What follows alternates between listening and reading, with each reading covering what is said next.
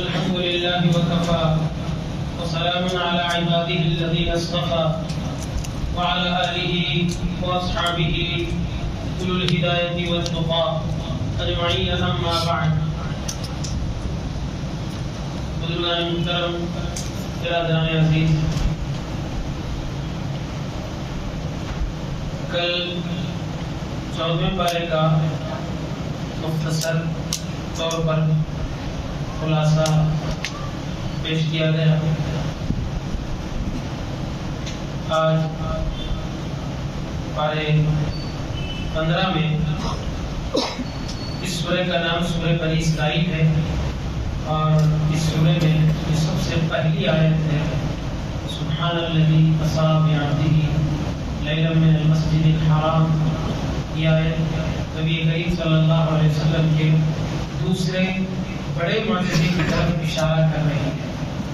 آپ صلی اللہ علیہ وسلم کی ذات بابرکت پائے اقدس سے لے کر سر مبارک تک معجزہ ہی معجزہ ہے، لیکن ان سب میں دو معجزے آپ صلی اللہ علیہ وسلم کو سب سے بڑے عطا کیے.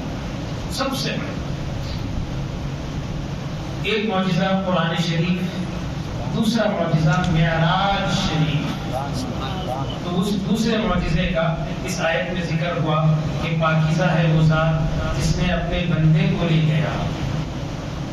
یہاں پر علماء فرماتے ہیں بندے کو لے گیا کہنے کے بجائے اگر یہ کہتا پھر ظاہر ہے نبی کو ہی معراج ہوئی، محمد صلی اللہ علیہ وسلم ہی کو ہی نا، کسی اور کو تو نہیں ہوئی. بجائے اس کے بھی نبی ہی کہہ دیتا، کسی کو کوئی اعتراض ہی نہیں نا. تو نبوت اعزازی عظمت ہے، بندگی دائمی عظمت ہے. بندگی جو ہے بندہ بننا یہ بہت کمال ہے. اور دوسری بات، اس سے اہم بات یہ ہے اگر بھی نبی جی ہی کہتا، ہو سکتا عالم روحیہ میں خواب میں معراج کرائی گئی، یہ بھی ہو سکتا. بھی رسول ہی کہتا اور طاقت بڑھ جاتی، یہ بھی خواب میں ہو سکتا.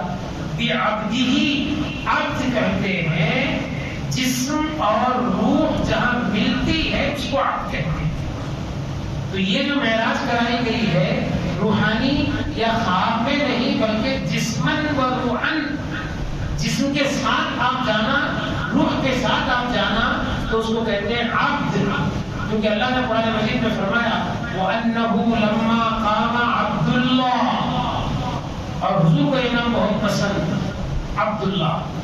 اور حدیث شریف میں آیا ہے خیر الاسماء ما عبد وحمد، بہترین نام وہ ہے جو عبدیت کے ساتھ رکھے جائیں یا محمد کے ساتھ رکھے جائیں.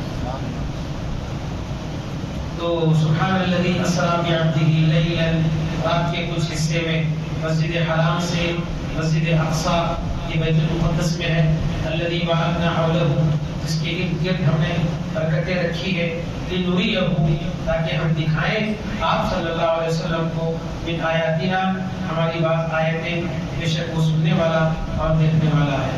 یہ بنی اسرائیل کی سورہ میں واقعہ معراج سے اس سورہ کو آغاز کر کے نبی کریم صلی اللہ علیہ وسلم کی شان، پھر بنی اسرائیل کے حالات، یہ سب اللہ نے اس سورہ میں بیان فرمائے.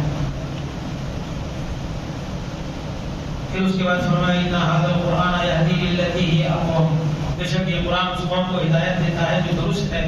مومنین کو خوشخبری دیجیے، ایسے مومنین کو جو نیک کام کرتے رہتے ہیں. صرف نماز پڑھنا نیک کام نہیں ہے، روزہ رکھنا صرف نیک کام نہیں ہے، بلکہ خندہ پیشانی کے ساتھ کسی سے ملنا یہ بھی نیک کام ہے. اس کے دل کی تکلیفوں کو دور کر دینا، آپ کے پاس آدمی اگر روتا ہوا آئے، ہنستا ہوا جائے، یہ بھی اللہ کو بہت پسند ہے. سبحان اللہ. ہم نے آپ نے بس یہی سمجھ رکھا ہے مسجد جانا، 2 رکعت امام کے پیچھے نماز پڑھ لینا یہ سب سے بڑی عبادت ہے. ظلم برابر ہے، جلن، حسد، بغاوت، کینہ، یہ سب برابر نہیں. عبادت سے یہ سب چیزیں ختم ہو جانی چاہیے، یہ عبادت ہے. اس کے بعد فرمایا کہ ان کے لیے بڑا اجر ہے اور آخرت، بے شک یہ وہ دن ہے لا یؤمنون بالآخرۃ، جو آخرت پر ایمان نہیں رکھتا، ہم اس کے لیے دردناک عذاب تیار کر رکھے ہیں. انسان کی ایک جلد بازی کی یہاں پر اللہ سبحانہ و تعالیٰ نے مثال بیان کی ہے. جب انسان کو کوئی تکلیف چھوتی ہے، کوئی مصیبت آتی ہے تو وہ بہت جلد باز ہو جاتا ہے. وَكَانَ الْإِنسَانُ عَجُولًا، بہت جلد باز ہو جاتا ہے. پھر اس کے بعد فرمایا کہ اقرأ کتابک، یہ قیامت کا دن ہے کہ اللہ تبارک و تعالیٰ ہر ایک کو اس کی کتاب دے دے گا. کتاب سے مراد نامہ اعمال ہے. اور تم خود فیصلہ کر لو کہ تم جنتی ہے یا دوزخی ہے. کفا بنفسک الیوم علیک حسیبا، آج کے دن آپ کے فیصلے کے لیے یہ کتاب کافی ہے. پھر آگے فرما رہے ہیں کہ ومن اراد الاخرۃ وسعى لها سعیها، جو کوئی آخرت کو چاہتا ہے اور اس کے لیے کوشش کرتا ہے. ہم سب جنت کے طلبگار ضرور ہیں، جنت کے ہی نہیں، اعلیٰ ترین جنت فردوس ہونا. ہم کو کیا ہونا؟ جنت الفردوس ہونا. جبکہ جنت الفردوس کیا ہے معلوم؟ جنت الگ ہے، جنت الفردوس الگ ہے. یہ اللہ کے مخصوص VIP کے لیے ہے. اور ہم اس کے قابل ہو نہ ہو دعا تو ضرور کرتے ہیں کہ جنت الفردوس چاہیے، لیکن اعمال اس قابل نہیں ہے. نبی کریم صلی اللہ علیہ وسلم سے ایک صحابی نے پوچھا رسول اللہ، آپ صلی اللہ علیہ وسلم کا دریا رحمت جوش میں تھا. فرمایا ربیعہ مانگو، کیا مانگو گے؟ سل تعطا، تو مانگ تجھے دیا جائے گا. کیا کچھ نہیں مانگنا چاہیے تھا؟ اپنے لیے، بیوی بچوں کے لیے دنیا مانگ لیتے، آخرت مانگ لیتے، حفظ یقین مانگ لیتے. کیا مانگتے ہیں؟ یا رسول اللہ دنیا میں جیسے آپ کا خادم ہوں، جنت میں بھی خادم بننا چاہتا ہوں. سبحان اللہ. کیا مانگا انہوں نے؟ جنت میں خادم مانگا. تو حضور نے فرمایا تم نے بہت بڑی چیز مانگ لی. علیک بکثرۃ السجود. اب جب اتنی بڑی چیز مانگے ہیں اور میں نے دینے کا وعدہ بھی کیا ہے تو اب تم ایک کام کرو، سجدے کثرت سے کیا کرو. نمازیں فرائض کے علاوہ بھی نوافل کثرت سے پڑھتے رہو. ہمارا معاملہ کیا ہے؟ 2-4 نمازیں. اب رمضان ہے وہ اتنا بھر بھر کے دکھ رہی تھی مسجد. ہاں اب ذرا چاند دکھے تو دیکھو، انہوں جیسے دکھے ہم غروب، ہم ڈوب جاتے ہیں.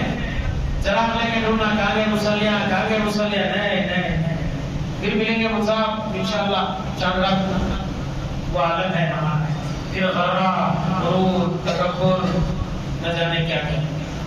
فرماتے ہیں ومن اراد الاخرۃ، جو آخرت چاہتا ہے وسعى لها سعيها، اس کے لیے کوشش کرتا رہے. وهو مؤمن، جبکہ وہ مومن ہو. فاولئک کان سعیهم مشکورا، تو ہم اس کی کوشش کو رائنا نہیں کرتے ہیں. ہاں اس کے دوسرے رکوع میں فرمایا وقضى ربك الا تعبدوا الا اياه. اللہ نے فرمایا کہ اللہ نے اس بات کا فیصلہ کر لیا ہے کہ عبادت صرف اس کی جائے. عبادت میں کوئی کمپرومائز نہیں. اللہ کے سوا اللہ اس بات کو کبھی پسند نہیں کرتا. ان اللہ لا یغفر ان یشرک بہ. اگر تمہارے گناہ ہمارے گناہ سمندر کے جھاگ کے برابر بھی ہیں، بلکہ زمین سے لے کر تہ بتہ جمع کر دیے جائیں، آسمان کو بھی لگ جائیں، اس میں کوئی گناہ شرک کا اگر نہیں ہے تو سمجھو معافی کی امید ہے. شرک اگر ہے قطعی معاف نہیں. ان اللہ لا یغفر، اللہ تبارک و تعالیٰ کبھی معاف نہیں کرتا ان یشرک بہ، کہ اس کی ذات میں، اس کے صفات میں کسی کو شریک ٹھہرایا جائے.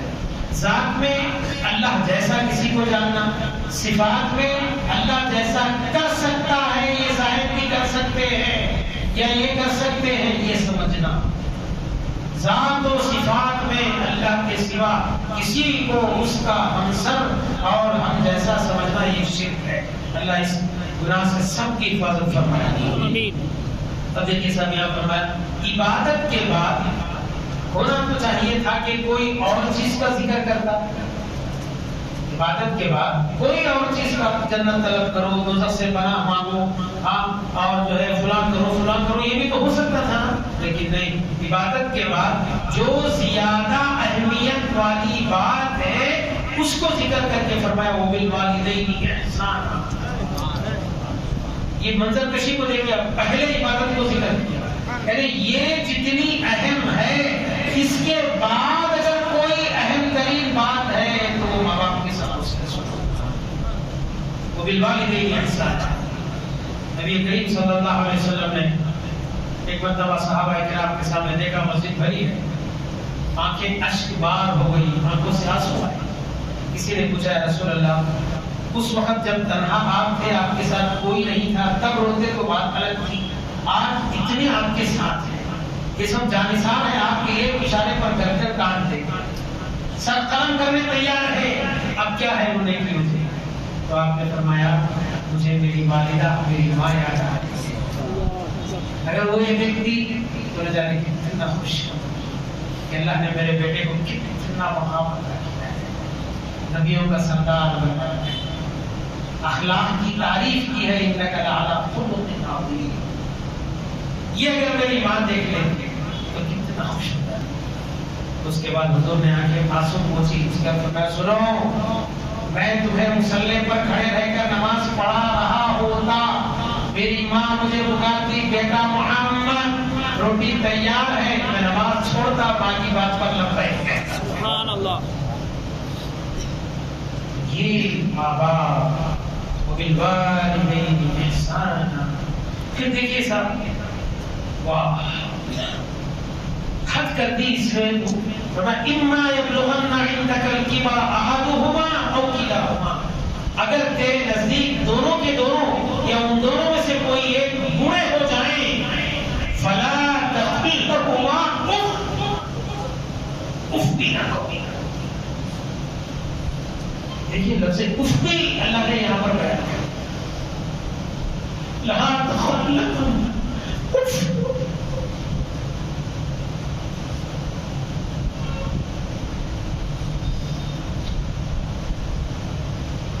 جب اف نہیں کہا جا سکتا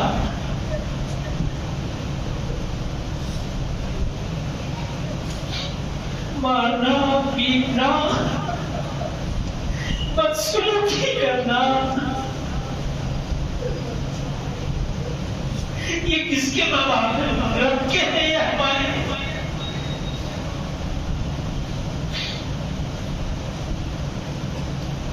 ولا تنهرهما, انہیں کبھی نہ چھڑکنا.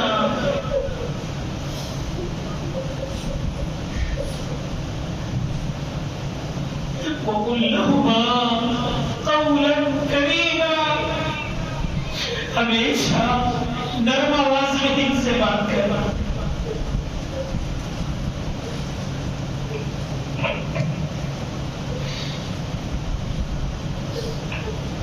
اور نفسی کا رہا ہے کیسی نرم آواز میں کرنا, وَخْفِضْ لَهُمَا جَنَاحَ الذُّلِّ, تیرے پہلوؤں کو تو ان کے لیے نرم کر دینا, من الرحمۃ, اور یہ دعا کرتے رہنا, ربی اے میرے پروردگار, ارحمہما, میرے ماں باپ پر ویسے رحم و کرم کرنا جیسا انہوں نے میرے ساتھ بچپن میں کیا تھا.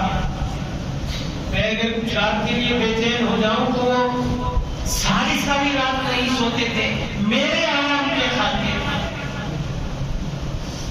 رب ارحمہما, الہی پر رحم کر,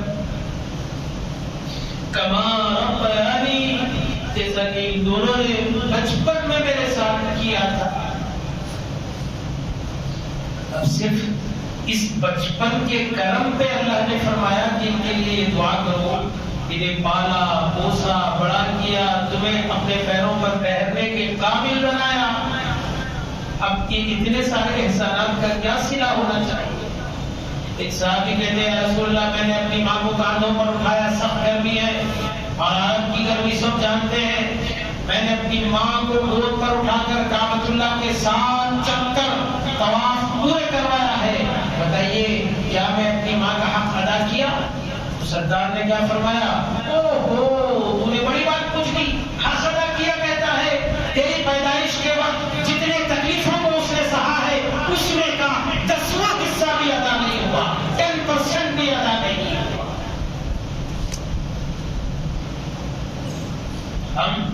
پھر اس نے تجھے 9 مہینے پیٹ میں رکھا, ڈلیوری کے مسائل کو برداشت کیا, پھر اس کے بعد دودھ پلایا.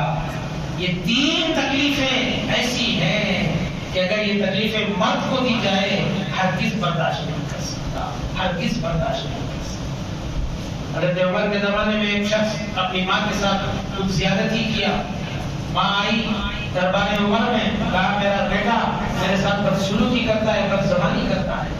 حضرت عمر نے کہا ٹھیک ہے تیرے بیٹے کو میں بلواتا ہوں۔ پولیس بھیجا، بیٹے کو بلایا، کہا یہ تیری ماں ہے؟ کہا ہاں۔ تو اس کے ساتھ بدسلوکی کیا، زیادتی کیا؟ کہا ہاں۔ ٹھیک ہے، ماں سے کہا تم یہی ٹھہرو۔ ایک گھڑا منگایا، ایک بڑا سا گھڑا منگایا، اس کو درمیان سے چیرا اور کہا یہ اپنے پیٹ پہ باندھ کر پھر، تاکہ تجھے ماں کی اہمیت کا پتہ چلے۔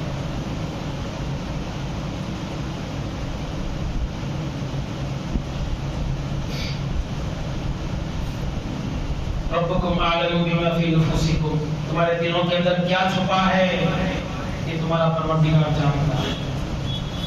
ان تکونوا صالحین، اگر تم دل کے اعتبار سے بھی نیک ہے، کئی مجلس میں تو اچھے اچھے برے بھی نیک بن جاتے ہیں، ایسے متقی بن جاتے ہیں کہ حقیقی متقی پیچھے ہو جاتا ہے۔ ذرا ان کی پرسنل لائف، نجی زندگی دیکھیے وہ کیسے ہوتے ہیں، ان کا تعلق بیوی کے ساتھ کیسا ہے۔ بیوی اگر کسی شوہر کی تعریف کرے تو سمجھ لینا کہ اس کا شوہر اچھا ہے، کیوں؟ اس کی ایک کی گواہی 10 کے برابر ہے۔ حالانکہ اس کی ایک کی گواہی کوئی کام کی نہیں ہے، لیکن شوہر کے حق میں بڑی کام کی ہے۔ حضور نے کیا ارشاد فرمایا؟ ان من خیارکم، لوگوں تم میں بہترین آدمی وہ ہے جو 5 وقت نماز پڑھے، نہیں پورا مہینہ روزہ رکھے، نہیں بلکہ پورا سال روزہ رکھے نفل، میں نہیں خود حج و عمرہ کرے، نہیں خوب خیرات کرے، صدقات کرے، نہیں فرمایا بہترین آدمی تم میں وہ ہے جو اپنی بیوی کے ساتھ اچھا ہے۔ بیوی تمہارے سامنے جو تعریف کرتی ہے تمہارے غائبانے میں بھی وہی تعریف کرے، نہیں کرتے ویسے بن کے بتا، یہاں فیل ہے۔ اور حضور کیا فرمایا ہے؟ وَأَنَا خَيْرٌ لِأَهْلِي، اور میں اپنی ساری بیویوں کے ساتھ سب سے اچھا ہوں۔ نبی کی زندگی کا یہ پہلو بھی تو ہے۔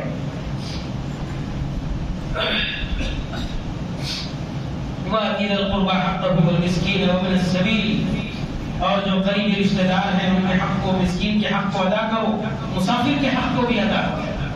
ولا تبذر تبذیرا، فضول خرچی مت کرو، ان المبذرین کانوا اخوان الشیاطین، بے شک فضول خرچی کرنے والے یہ شیطان کے مددگار اور معاون ہیں، اور شیطان اپنے رب کا ناشکرا ہے۔ ولا تقتلوا اولادکم خشیۃ املاق، پالنے کے ڈر سے اپنی اولاد کو قتل مت کرو۔ یہاں پر دو معنی ہیں، پیدا ہونے کے بعد کوئی دوا وغیرہ کھلا دینا، یا کوئی انجیکشن کے ذریعے مار دینا، یا کوئی دھاری دار آلے سے مار دینا، یا پیدا ہونے سے پہلے دواؤں کے ذریعے یا اور بھی کوئی دوسرے طریقے سے مار دینا، یہ اللہ کو کبھی پسند نہیں۔ نحن نرزقهم وإياكم، ہم تمہیں بھی کھلاتے ہیں انہیں بھی کھلائیں گے۔ ان قتلهم كان خطئا كبيرا، بے شک تمہارا اپنی اولاد کو قتل کر دینا یہ سب سے بڑا گناہ ہے۔ ولا تقربوا الزنا، دیکھیے ہمیشہ اللہ تبارک و تعالیٰ فلاں کام مت کرو یا فلاں کام کرو ایسا حکم دیتا ہے۔ نماز پڑھنا ہے تو فرمایا اقیموا الصلاۃ، زکات دینا ہے تو فرمایا آتوا الزکات، نیک کام کرنا ہے تو واعملوا صالحا، نیک کام کرو، ایسا ہو۔ لیکن یہاں جب زنا کی بات آئی تو فرمایا ولا تقربوا الزنا، زنا مت کرو نہیں فرمایا، زنا کے قریب بھی نہ جاؤ، انه كان فاحشا، کیونکہ وہ بہت برا ہے، وساء سبیلا، اور اس روش پر چلنے والا بہت برا راستہ چلتا ہے۔ کسی جان کو ناحق مت قتل کرو، من قتل مظلوما، جو کوئی ظلم قتل کرے گا تو اس کے ولی پر کیا ہوگا؟ دیت دینا ہوگا۔ ولا تقربوا مال الیتیم، یتیم کے مال کے قریب مت جاؤ، حتی یبلغ اشدہ، کہ جب وہ بڑا ہو جائے تو اس کو اس کا مال حوالے کر دو۔ وَأَوْفُوا بِالْعَهْدِ، وعدہ پورا کرو، ان العہد کان مسئولا، بے شک اللہ تبارک و تعالیٰ کے پاس وعدے کی پوچھ ہوگی کہ تم نے کیوں نہیں کیا۔ اور یہ بات تو صاحب سب کے لیے، میرے لیے، آپ کے لیے، سننے والوں کے لیے، جس بارے میں تجھے معلومات نہیں ہے وہ کبھی مت بول۔ وَلَا تَقْفُ مَا لَيْسَ لَكَ بِهِ عِلْمٌ، ہمارے پاس PhD کرے ہوئے شخص پیچھے ہو جائیں گے، ڈاکٹرز پیچھے ہو جائیں گے، لیکن یہ جاہل برسرعام کسی کی بھی عزت کے ساتھ وہ نیلامی کر سکتا ہے. یہ درجہ ہم نے دیا ہے. کہ اللہ کا فرمان وَلَا تَقْفُ مَا لَيْسَ لَكَ بِهِ عِلْمٌ، جس کا تجھے علم نہیں ہے مت بول، منہ بند کر اس میں. اگر ہے بھی تو مفت میں مشورے دیتے مت پھر. کوئی تیرے پاس طلبگار آئے تو تب اس کو بتا تاکہ تیری بات کی اہمیت بھی ہو. یہ مت ظاہر کرو میں سب سے بڑا متقی ہوں. فَلَا تُزَكُّوا أَنفُسَكُمْ هُوَ أَعْلَمُ بِمَنِ اتَّقَىٰ، اللہ جانتا ہے کون تم میں متقی ہے. اچھا سنیے اس کے بعد إِنَّ السَّمْعَ وَالْبَصَرَ وَالْفُؤَادَ، بے شک آنکھیں، کان، دل سب کے سب قیامت کے دن پوچھے جائیں گے اگر یہ صحیح جگہ استعمال نہیں کیے گئے تو. آنکھ کا کیا کام ہے؟ بس اسی جگہ استعمال. کان کے کیا کام ہے؟ غیبت کے لیے، چغلی کے لیے نہیں ہے. یہ اس کا تو بازار ہمارے پاس بہت زیادہ گرم ہے. آپ کی مرضی کے خلاف اگر کوئی کام ہو گیا تو وہ شخص آپ کی نظروں سے گر گیا. کیوں آئے پرسوں ایسا آپ کو نہ اچھا نہیں دکھا تو شخص نظروں سے ختم برخاست. کہاں ہے الہیت؟ کہاں ہے اسلام؟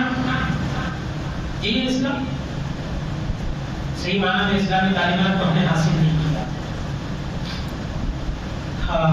وَلَا تَمْشِ فِي الْأَرْضِ مَرَحًا، زمین پر اکڑ کر مت چلو. یہ بھی سنو اللہ تعالیٰ کتنا شاندار انداز میں بیان کر رہا ہے. زمین پر اکڑ کر مت چل. کیوں؟ تو اکڑ کر زمین کو پھاڑ نہیں سکتا اور اچل کر اچک کر پہاڑ کی چوٹی کو پہنچ نہیں سکتا. واہ. کل ذالک کان سیئہ عند ربک مکروہا، یہ سب کام جو تم کرتے ہو جس کو برا سمجھتے ہو اللہ کے پاس ناپسند ہے. افاصفاکم ربکم بالبنین، کیا اللہ نے تم کو اس بات کا حکم دیا ہے کہ لڑکے تمہارے لیے؟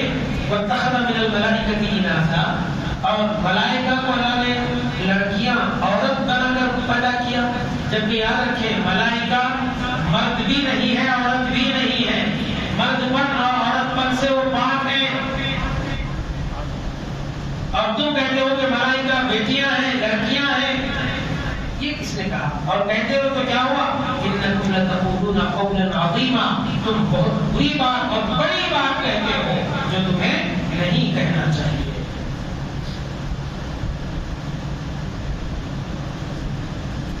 اب یہ کفار کا ایک طریقہ ہے کہ دیکھو کوئی منشی نہیں لا یسبح بحمدہ، کائنات کی ہر چیز اللہ کی تسبیح بیان کرتی ہے، اس کی اپنی بولی میں، اس کی اپنی زبان میں.